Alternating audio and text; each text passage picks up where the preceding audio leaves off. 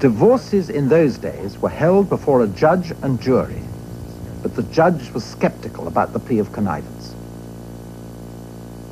If the husband was really a consenting party, Mr. Parnell would have stood in a better position than he does at present, because, although it is an immoral, improper, and reprehensible thing to indulge in an intimacy of this kind with a married woman, whether the husband is a consenting party or not, nevertheless, the man who stands in that position is, to some extent, not so guilty, or so blatantly so, as the man who takes advantage of the hospitality of a husband to debauch the wife. If there had been any kind of encouragement on part of the husband, or if he had been shutting his eyes to what was going on, what would have been the use of all this denial on the part of the respondent and the correspondent? Why should there have been all these disguises? Why the assumption by Mr. Parnell of names which do not belong to him, such as Fox and Preston and a number of others? But above all, why, when the husband comes to the door of one of the houses in Brighton, why should Mr. Parnell, who was in the drawing room with Mrs. O'Shea, have gone out onto the balcony, descended by the fire escape, and then have come round to the front door as if he were an ordinary visitor and asked for Captain O'Shea? Well, all these matters, to my mind, constitute an absolute answer in favor of Captain O'Shea in regard to this charge of connivance. The effect of this sort of thing on Catholic Ireland and on that nonconformist opinion in England, which was the backbone of the Liberal Party's support, was devastating. The immediate question was whether or not Parnell should continue as leader of the Irish Party, and characteristically, he never for a moment seems to have doubted that he should. But there were many in his party who thought this would be disastrous, and Gladstone declared that if Parnell were to remain leader of the Irish Party, his own leadership of the Liberal Party would be, as he put it, rendered almost a nullity. In the end, a stormy and traumatic meeting of Irish members of Parliament took place in Committee Room 15 of the House of Commons. The climax went as follows. One member said, "If the party rejects Parnell, it will in effect be placing itself under Gladstone's leadership." "Gladstone's not a member of the Irish Party," came a cry. "He's the master of the party," came another. At which Tim Healy, MP for South Londonderry, who'd long resented this aspect of Parnell's leadership, called out, "Who is to be the mistress of the party?" Parnell rose in fury, and it seemed for a moment as if he'd become violent. Someone said, "I appeal to my friend the chairman." "Better appeal to that cowardly little scoundrel who dares in an assembly of Irishmen to insult a woman."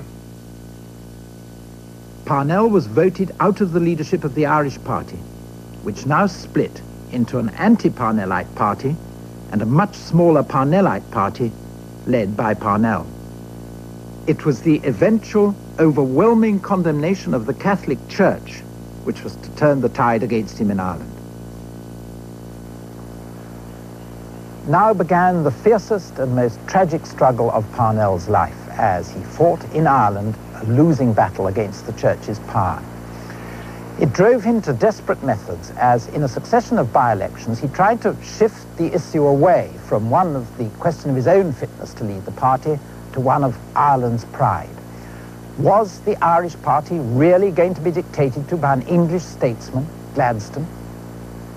In this desperation, Parnell turned more and more to his old allies of the Land League days, the Fenians or hillside men, who could be relied on to see nationalism as a more important abstract cause than that of morality.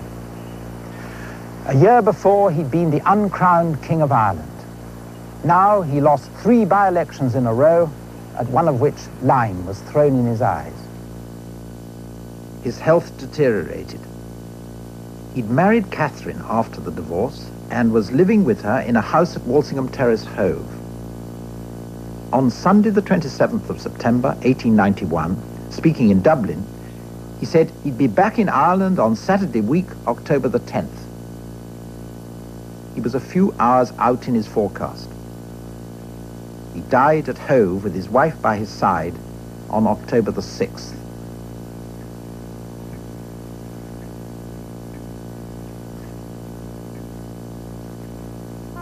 His body was brought into Kingstown Harbour on Sunday morning, October the 11th, and was taken through Dublin to Glasnevin Cemetery.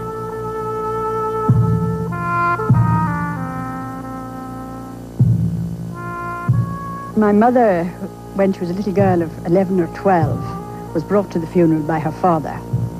And she remembered all the people, millions as she thought of people going to this funeral. She was there from early morning. They were waiting for the hearse to come along.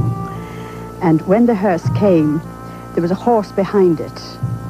And the saddle and bridle were on the horse, and the boots were turned backwards. And she asked her father why the boots were backward, and he told her that it was. But what impressed her most really was the fact that the men were crying, because she had never seen a man cry in her life.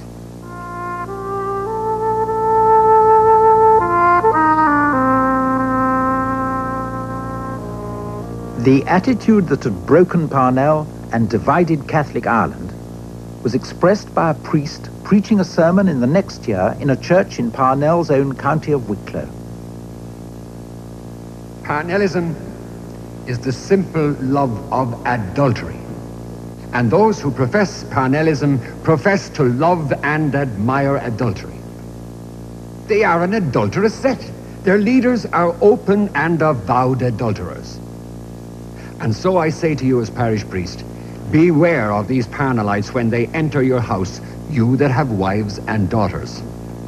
For they will do all they can to commit these adulteries. Their cause is not patriotism, it is adultery. And they back Parnellism because it gratifies their adultery. But the cause for which Parnell had fought so hard was to survive all that. And when, 20 years later, Home Rule did become law, even that was not to be the end. No man has a right to fix the boundary to the march of a nation. No man has a right to say to his country, "Thus far shalt thou go and no further."